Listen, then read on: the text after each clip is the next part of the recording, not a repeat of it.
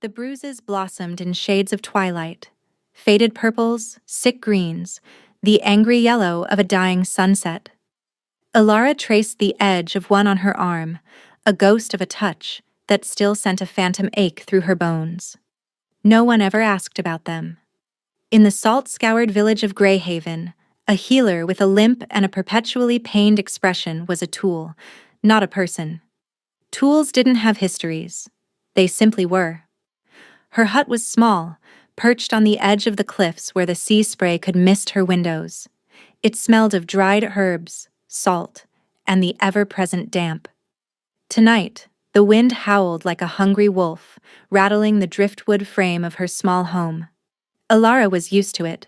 The sounds of the coast were a lullaby of loneliness she had known her entire life.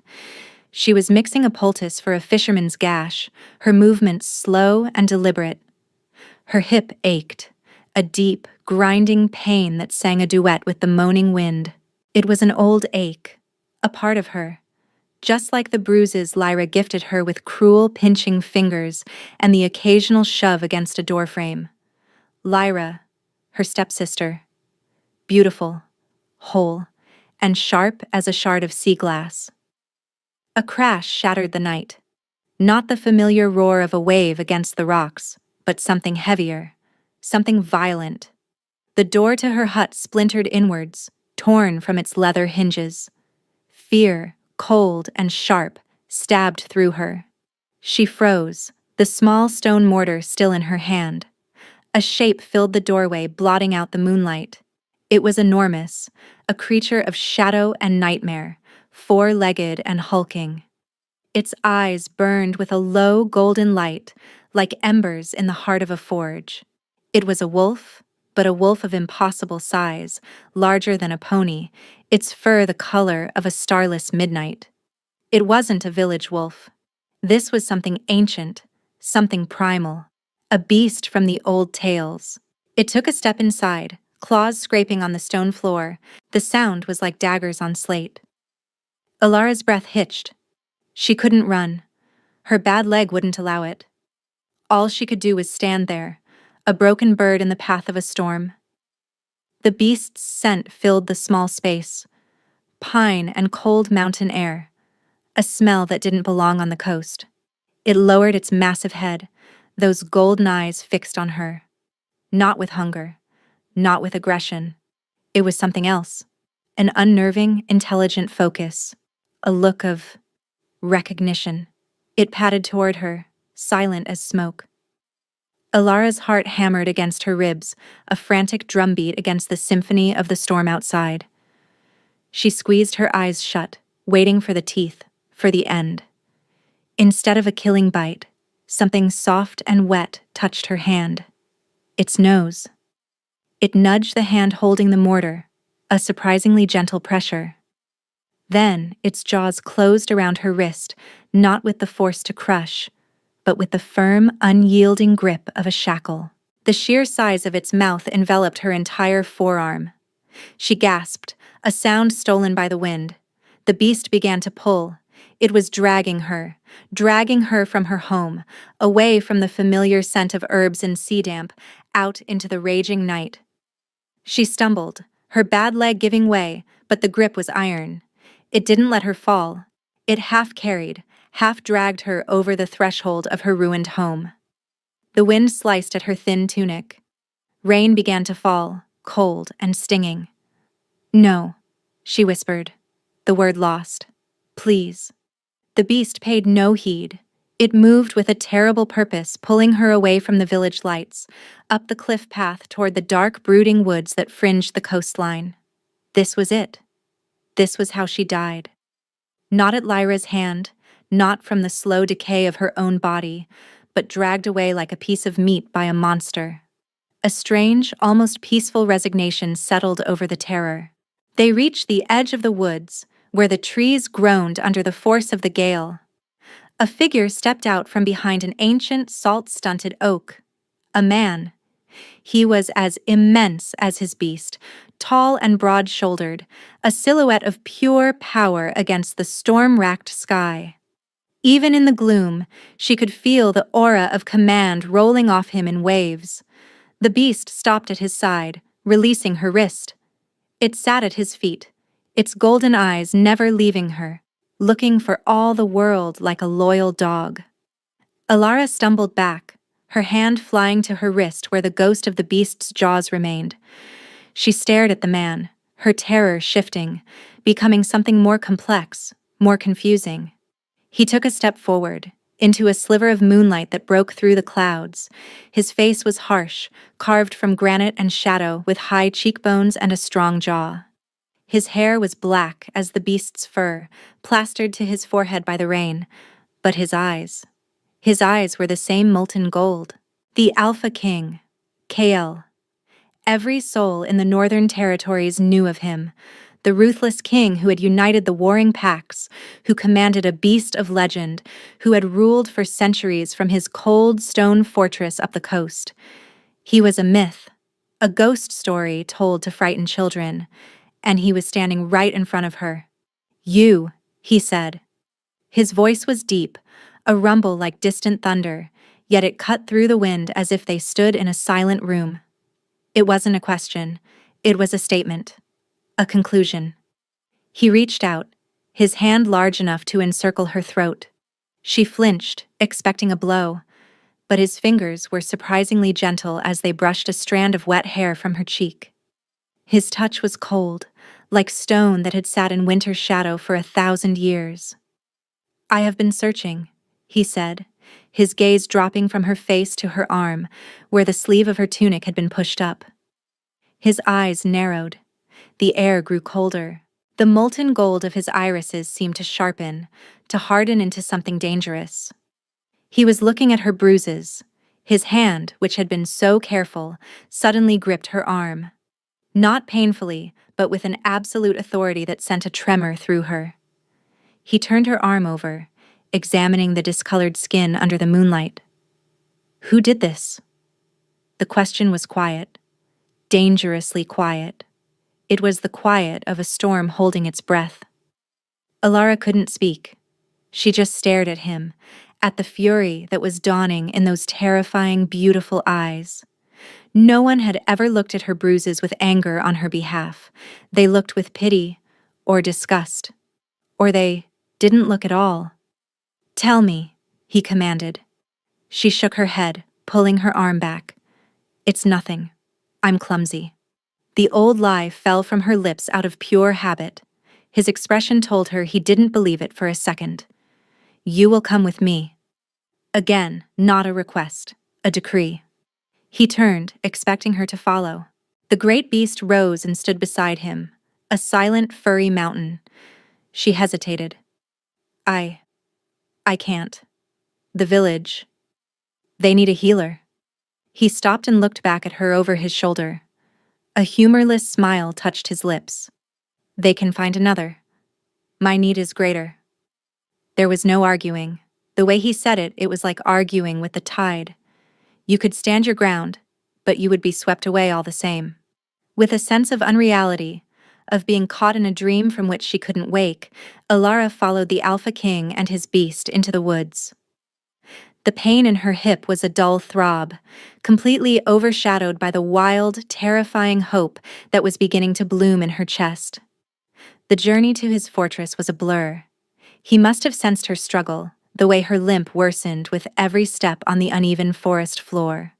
Without a word, he swept her up into his arms. She let out a small, startled cry. Being held was a foreign concept. The only hands that touched her were her own, or Lyra's. He held her as if she weighed nothing. His body was a wall of muscle and strange, deep cold, yet where his arms wrapped around her, a slow, creeping warmth began to build. She was acutely aware of the steady beat of his heart against her ear, a powerful, unhurried rhythm. He smelled of pine and rain and something else, something uniquely him, a scent of cold stone and ancient power. They arrived at a towering fortress of black rock that seemed to grow out of the cliff itself, its spires clawing at the stormy sky. Guards in black leather bowed their heads as he passed, their eyes wide with shock, as they saw her in his arms. He ignored them all, his strides long and purposeful as he carried her through vast torchlit halls. He didn't take her to a cell or a servant's quarters.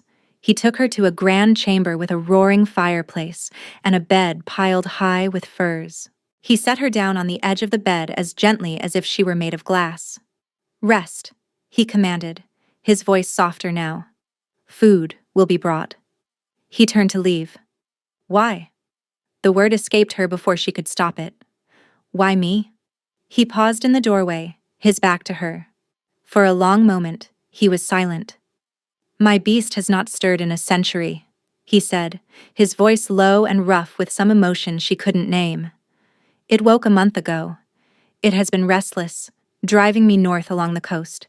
It was not searching for just anyone, it was searching for you. For your blood." Before she could ask what he meant, he was gone, closing the heavy oak door behind him. The beast, which had followed them, remained. It padded over to the hearth and lay down, its massive head on its paws, those golden eyes fixed on her. A guardian. A jailer. She wasn't sure which. The days that followed were surreal. Servants brought her trays of food she could never finish, soft woolen gowns to replace her threadbare tunic. Kale would visit in the evenings after his day of ruling was done. He would sit in a chair by the fire, the beast at his feet, and simply watch her. Sometimes he would speak, asking her questions about herbs, about healing. He listened to her answers with an intensity that made her feel as though her words were the most important thing in the world.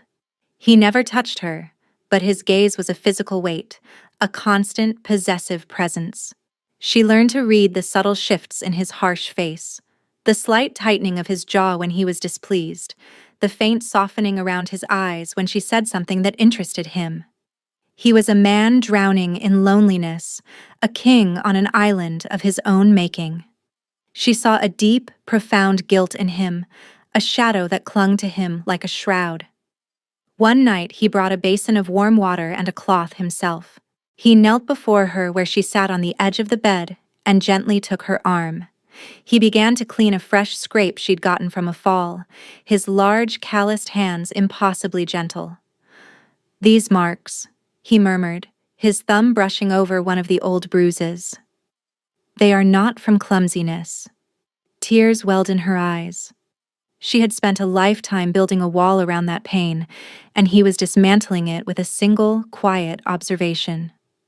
"My stepsister," she whispered, the admission costing her a piece of her soul. "She does not like me." A low growl rumbled in the room. It wasn't from him. It was from the beast by the fire. Kyle's jaw clenched so tightly she could see the muscle jump. The coldness radiating from him intensified until the air felt like midwinter. "Her name," he said, the words clipped and deadly. "It doesn't matter," Alara said quickly, frightened by the cold fury in his eyes. "She is my family. It is my burden." "Not anymore," he stated. He looked directly into her eyes, and the world seemed to narrow to the space between them. "No one will harm you again. You are under my protection now. You are mine. Mine." The word echoed in the silent chamber. It should have been terrifying, a claim of ownership. But from his lips, it sounded like a promise. It sounded like a shield. It sounded like home. That night, she didn't just see the ruthless Alpha King. She saw a man haunted by a past failure, a man who saw her pain and was determined to stand between her and the world that had inflicted it. A man who was offering her a sanctuary she had never dared to dream of. The connection between them deepened with every passing day. It was a fragile, unspoken thing, built in the quiet moments. He would bring her a rare mountain flower for her poultices. She would leave a cup of calming tea for him by the fire when he returned late from the council chambers. One evening, he found her staring out the large arched window, watching the waves crash against the rocks below. The setting sun painted the water in hues of orange and violet. "You miss it," he said, coming to stand beside her. "The sea has its own voice," she replied softly. "I grew up listening to it." I have never understood it, he confessed, his gaze on the churning water. It is chaos. Unpredictable. It takes, without asking. His voice held a bitter edge that spoke of an old wound. She realized his guilt was tied to the sea. She reached out, her fingers hesitantly touching the back of his hand. His skin was cold, as always, but he didn't pull away. Instead, he turned his hand over and laced his fingers with hers. Her hand was swallowed by his. For the first time, his touch wasn't just cold, there was a flicker of warmth deep within. A spark of life fighting against an endless winter. It also gives back, she said quietly. It provides. It cleanses. It is not evil, Your Majesty. It simply is. He looked at her then, a strange, vulnerable expression on his face. Kyle, he said. My name is Kyle. It was a gift, an invitation into the fortress he had built around himself. She felt a powerful, overwhelming wave of affection for this cold, broken king. This was more than gratitude, more than fear. It was something terrifying and new. But their fragile peace was not destined to last. A storm was gathering, one far more dangerous than any that had ever battered the coast of Greyhaven. Word arrived by Raven, a black-feathered omen of doom. The ships of the Sunken Isles had been sighted off the coast, a fleet flying the banner of Alpha Varog. A rival Kale had made a bitter enemy of decades ago. Varog, a cruel and ambitious man, ruled a barren chain of islands and had long coveted the fertile lands of the Northern Territories. Kale's council was in an uproar. Varog was not a man to be trifled with. He was demanding tribute, a show of submission. But he also sent a personal message to Kale, one delivered by a terrified envoy. Kale read the scroll in the Great Hall, Ilara watching from the shadows where she had brought him a draft for a headache.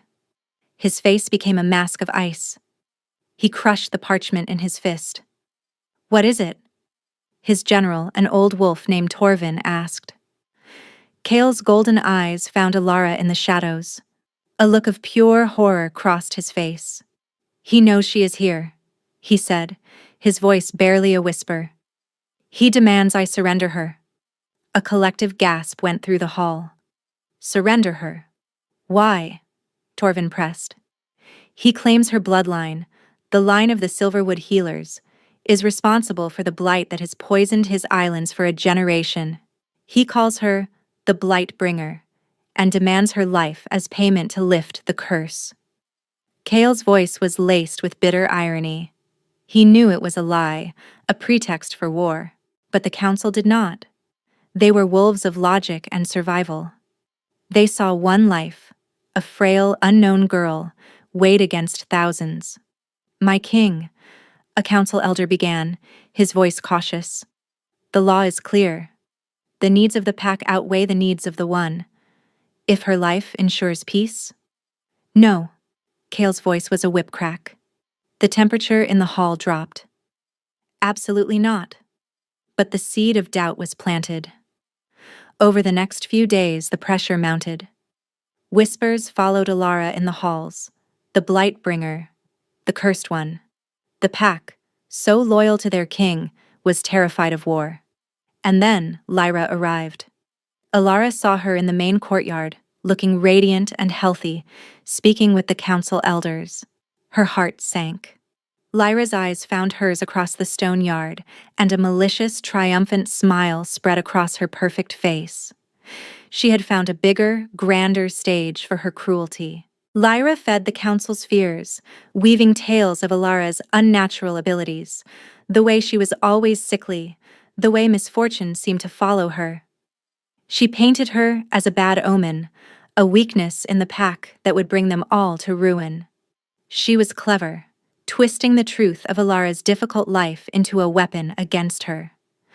The system, the pack's rigid belief in strength and fear of weakness, gave Lyra's words power. Kale fought for her. He raged at his council, dismissed Lyra's claims, but the fear of Varog's fleet was a poison that had already sunk too deep. They saw a king blinded by a woman, willing to sacrifice his people for her. His authority, for the first time in centuries, was beginning to fracture. The final blow came in a private, desperate meeting. "Kale," Torvin pleaded, his old face etched with worry. "They will turn on you. The pack will not follow you into a war for one girl. They believe the whispers. If you do not give them a solution, they will find one of their own. There will be a challenge for the throne." Alara overheard it all from the adjoining chamber. Her blood ran cold. He would lose everything. For her. For a broken, worthless thing from a forgotten village. That night, he came to her room. The mask was back in place, his face colder and harder than she had ever seen it. He did not sit. He stood by the door, a sentinel of ice. "You were a mistake," he said, the words falling like chips of stone. "Bringing you here was a weakness I could not afford." Every word was a physical blow. She felt the old, familiar worthlessness wash over her, drowning the fragile hope she had nurtured. She had been a fool to believe. "I am a king," he continued, his voice devoid of all emotion. "My duty is to my people, not to a stray I picked up on the coast." She flinched as if struck. "Kale, please."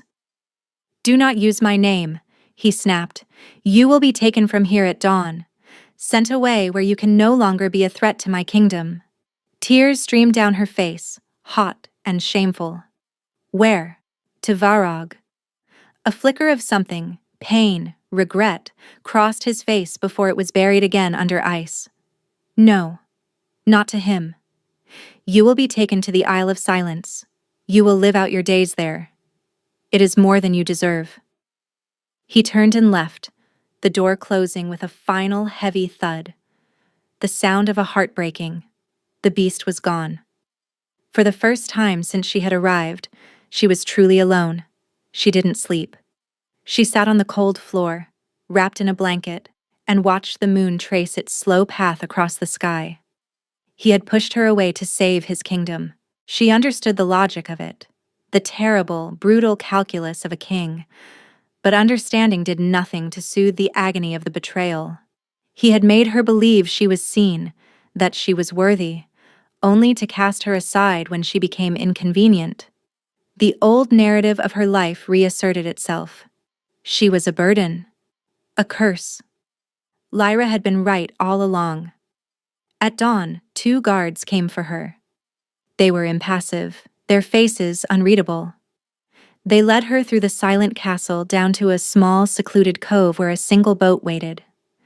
The sea was calm, the water a flat, gray sheet under a colorless sky. She didn't look back. There was nothing to look back to. The fortress was just a pile of cold stones again. The king was just a monster from a story. The warmth she had felt was just a fleeting dream. As the boat pulled away from the shore, she clutched the simple woolen cloak around her shoulders. Her hip ached.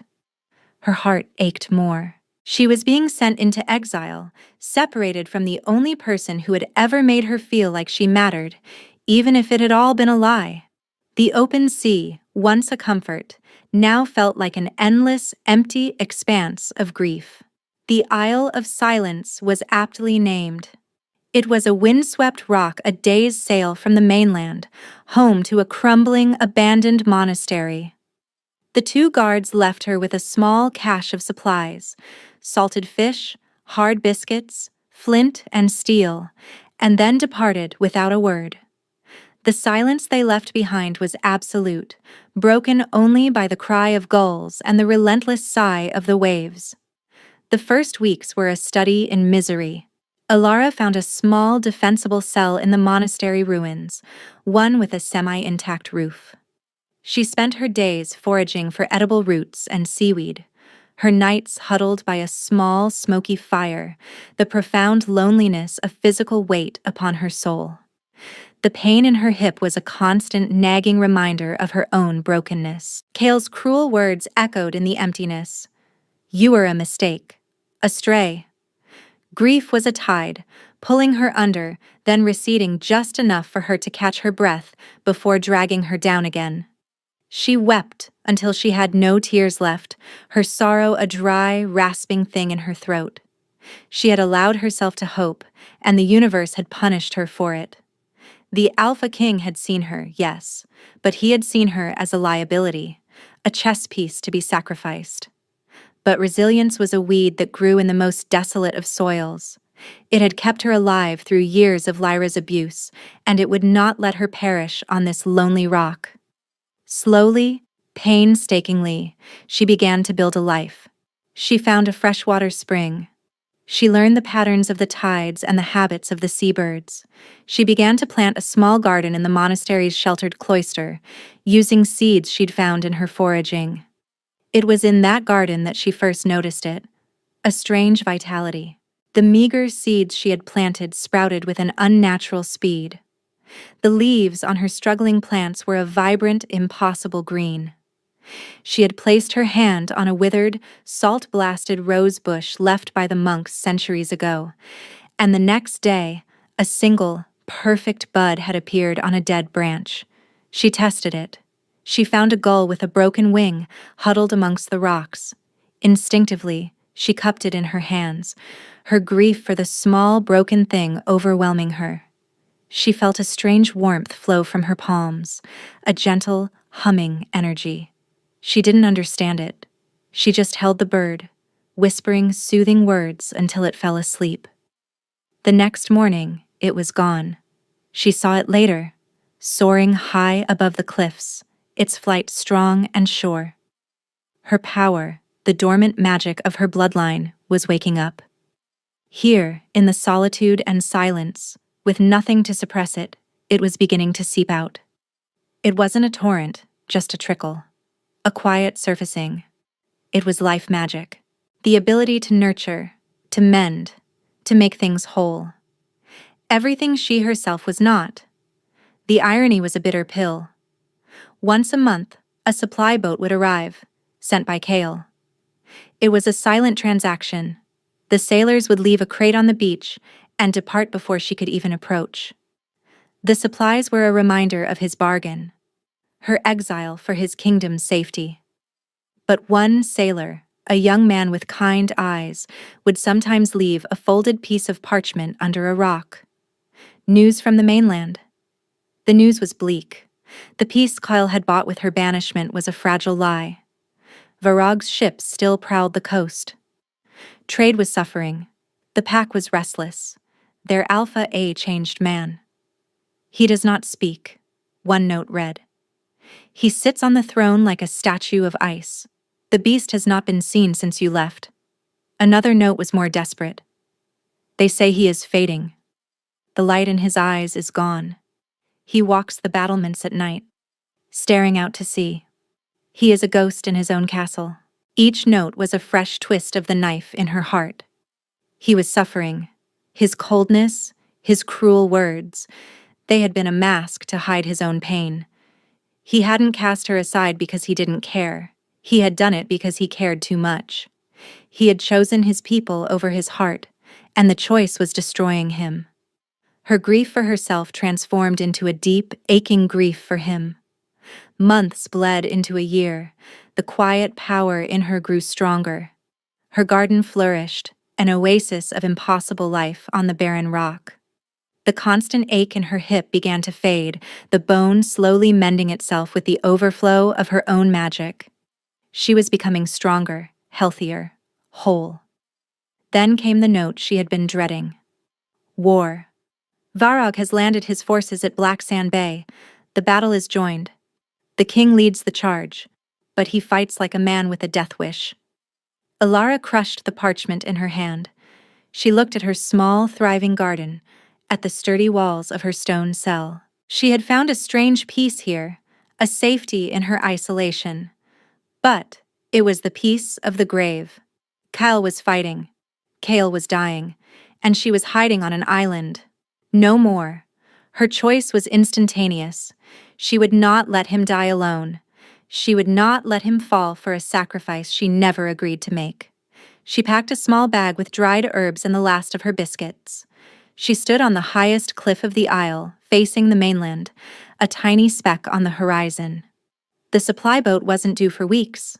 There was no way off. The sea was her only path. The chaotic, unpredictable sea that Kale hated. She remembered her own words to him. It also gives back. She found the largest pieces of driftwood she could carry, lashing them together with rope she had woven from tough seagrass. It was a pathetic excuse for a raft, a suicide mission. But sitting here and doing nothing was a slower, more certain kind of death. She pushed the raft into the churning surf, the cold water shocking her. She climbed aboard, using a flat piece of wood as a crude paddle, and began her impossible journey. The tide was against her, the wind was against her, logic was against her. But the image of Kale's haunted golden eyes burned in her mind, a beacon in the vast, unforgiving ocean. She would reach him, or she would die trying. The journey was a nightmare. Waves crashed over her small raft, threatening to tear it apart. The cold seeped into her bones, a lethargy that whispered for her to give up, to let the ocean take her. She paddled until her arms were numb, until her back screamed in protest. She held on to the thought of Kale, his scent of pine and winter, the impossible gentleness in his cold hands, the way he had looked at her bruises not with pity, but with rage. After what felt like an eternity, she washed ashore on the mainland, miles south of Black Sand Bay. She was bruised, hypothermic, and utterly exhausted, but she was alive. She stumbled inland, eating wild berries and sleeping in hollow logs, driven by a desperate urgency. She followed the smoke and the carrion birds. The signs of battle were everywhere: splintered shields, broken arrows, the grim, silent forms of fallen wolves. The stench of death was thick in the air. She finally found the main camp of Kale's army, a sprawling tent city filled with the dead and the dying. No one stopped her. In her ragged clothes, covered in grime, she looked like any other war refugee. She moved through the camp, her heart pounding with dread, searching for him. She found him in the command tent. He was laid out on a cot, his great body terrifyingly still. Torvin stood over him, his old face a mask of grief. Several pack healers stood by, their expressions hopeless. Alara pushed her way through. "Let me see him." Torvin looked up, his eyes widening in disbelief. "Alara, by the spirits. How?" "Let me through," she insisted, her voice raw. She knelt by Kale's side. He was worse than she could have imagined. A deep black gash ran across his chest, edged with a venomous-looking corruption that seemed to be eating away at his flesh. His skin was ashen, his breathing shallow. The legendary cold that always clung to him was gone, replaced by an unnatural, deathly chill. His life force was guttering like a candle in a gale. "Varog's blade was poisoned," a healer said, his voice heavy. "We cannot draw it out. It consumes life itself. Nothing works." Alara looked at Kale's still face. The harsh lines were softened in near death, making him look younger, more vulnerable. This was her fault. His weakness, his death wish. It was all because he had sent her away. "No," she whispered, a fire of defiance igniting in her soul. She had not survived a year of exile and a suicidal sea voyage to watch him die. She placed her hands on his chest, directly over the poisoned wound. She closed her eyes and reached for the power that had been growing inside her. It was no longer a trickle. It was a deep, rushing river. She thought of his gentleness, of his loneliness, of the safety she had felt in his arms. She poured all of it, her love, her grief, her stubborn refusal to let him go, into her hands. The power surged. It wasn't just warmth. It was a torrent of pure, unadulterated life. A brilliant emerald green light erupted from her hands, bathing the tent in its glow. The healers cried out in shock, stumbling back. The light poured into Kale's wound, not as a gentle balm, but as a scouring fire. It attacked the black poison, burning it away, cauterizing the flesh beneath. She felt his life force, faint and fading, and she wrapped her own energy around it, shielding it, nurturing it. She felt the deep, ancient guilt in his soul, the wound from a past tragedy that had defined him for centuries, and her power soothed it, not erasing it, but easing its sharp edges. It was agony. It felt like her own life was being drained away, poured into him. The world began to go dark at the edges. She gritted her teeth, refusing to stop. "I will not let you go. I will not." With a final explosive pulse of light, the last of the poison was purged. The green glow faded, leaving the tent in the dim torchlight. Elara swayed, utterly spent, and collapsed.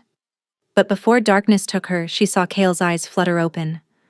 The molten gold was back, hazy and confused, but it was there, and it was looking at her. She woke to the scent of clean linen and pine. She was in a bed, a soft one. For a disoriented moment, she thought she was back in the fortress, in the room Kale had given her. She opened her eyes. She was indeed in a tent, but it was quiet. Kale was sitting in a chair beside her bed, watching her. He was pale, a fresh scar tracing a path across his chest, but he was alive. He was whole. The crushing weight of loneliness and guilt that had always surrounded him was lighter. Not gone, but lessened, as if a great burden had been eased. "Ilara," he said, his voice rough. She tried to sit up, but a wave of dizziness washed over her. He was instantly at her side, his hands on her shoulders, gently easing her back down. His touch was warm, truly warm, for the first time. "You're alive," she whispered, tears of relief tracking paths through the grime on her cheeks. "You saved me," he said, his golden eyes full of awe and 1,000 other emotions she couldn't begin to decipher. "Your blood. It isn't a curse. It's a miracle." The door to the tent flew open. A guard rushed in, his face panicked. "My king, Varog's forces are making a final push on the west flank, and they have something." Kyle was on his feet in an instant, the Alpha King once more. "What is it?" "A woman, my king.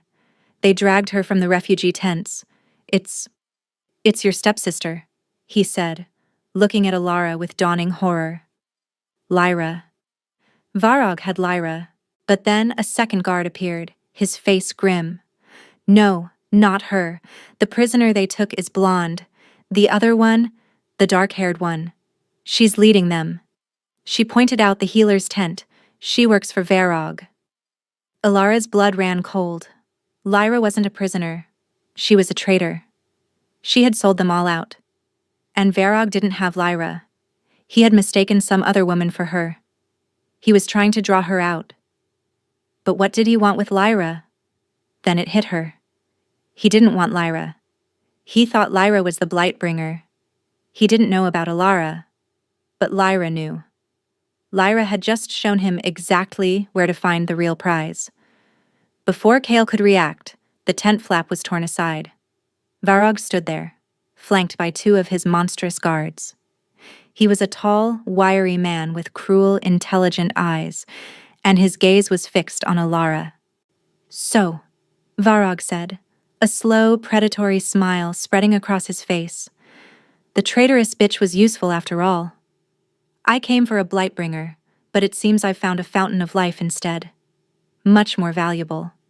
Kale moved, a blur of motion, placing himself between Ilara and Varog. A low growl started in his chest, the sound of impending death.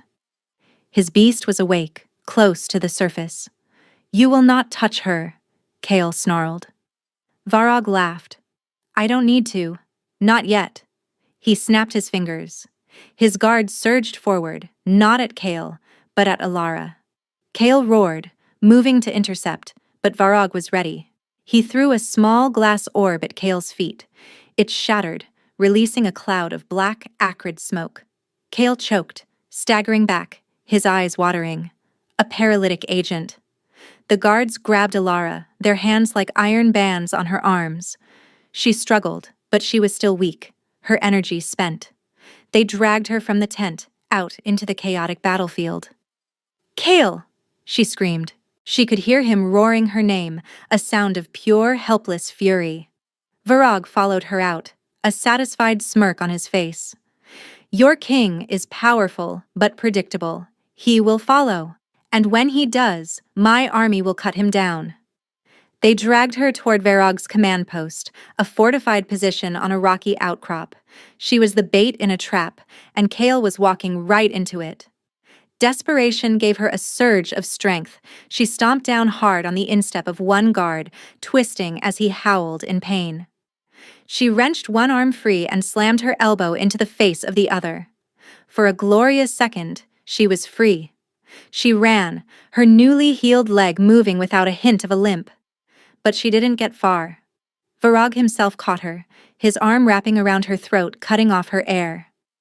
Feisty, he hissed in her ear. I like that. It will make breaking you all the more satisfying. He began to drag her backward.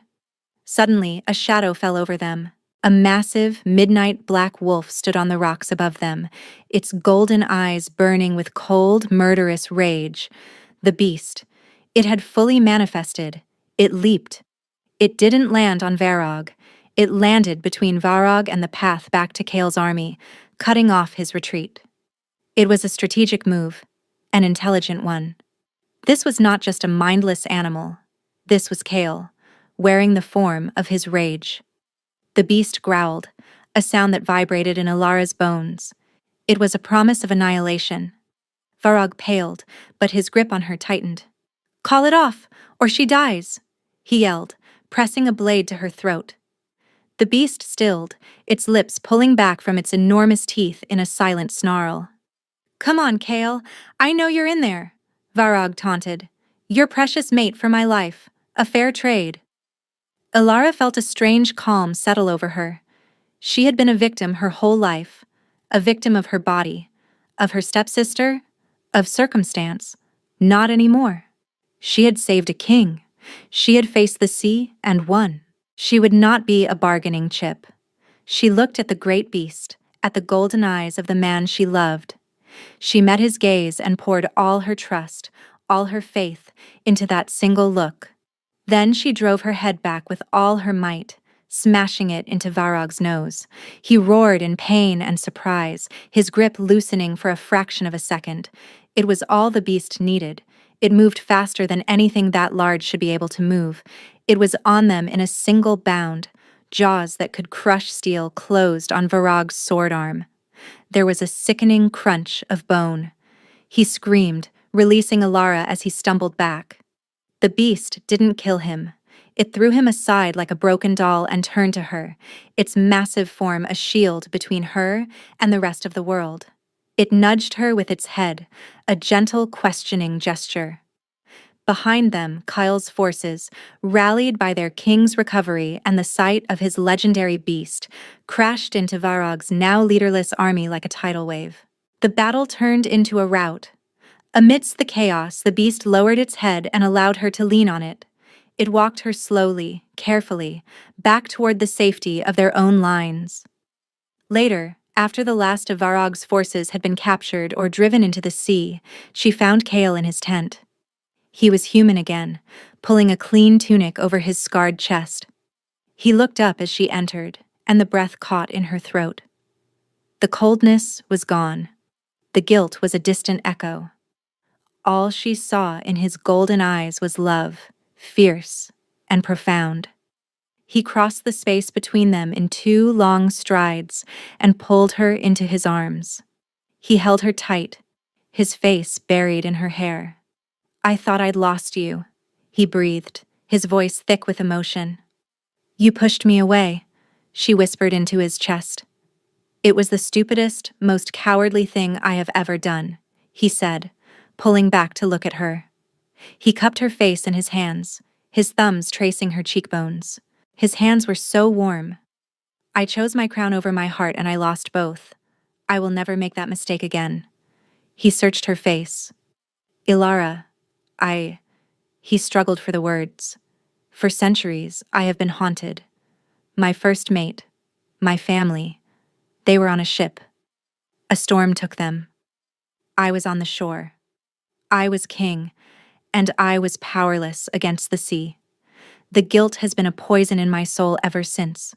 When Varog threatened you, and the council spoke of sacrifice, I couldn't bear it.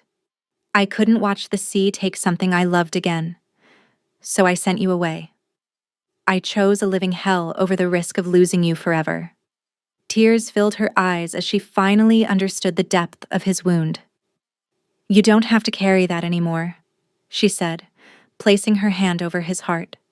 We save each other. He smiled, a true, breathtaking smile that transformed his harsh features.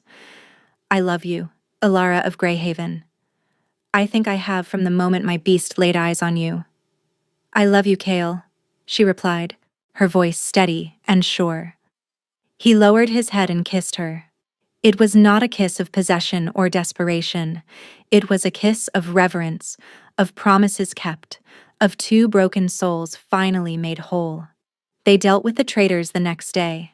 Lyra was brought before him, defiant and spitting venom.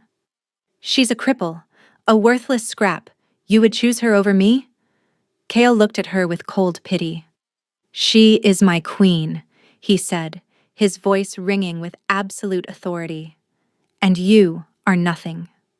He banished her, stripping her of her name and rank, sending her to the Sunken Isles to face whatever justice Varog's successors would mete out. It was a fate worse than death. 3 months later, Alara stood on the high balcony of the fortress, Kale's arms wrapped around her from behind. The sea was calm, sparkling under a bright blue sky. Her garden in the castle was even more magnificent than the one on the isle had been. She was the life-giver, the healer queen, respected and loved by the pack that had once scorned her. Her hip still gave a faint twinge on cold mornings, a gentle reminder of the girl she had been. It no longer pained her. It was a part of her story. The bruises were long gone, replaced by the warmth of her king's hand. The sea is calm today, Kale murmured into her hair, his chin resting on her shoulder. He no longer looked at it with hatred. He saw it now as she did, a force of nature, capable of both taking and giving. It had taken his past, but it had also brought her back to him. It's beautiful, she said, leaning back against his solid, warm chest. She had a home. She had a family. She had a love that had weathered the storm and brought the sun. The broken healer from Greyhaven had found her place, not as a tool or a burden, but as the beating heart of a kingdom and the cherished mate of its king. The future stretched before them, as vast and full of promise as the endless sea.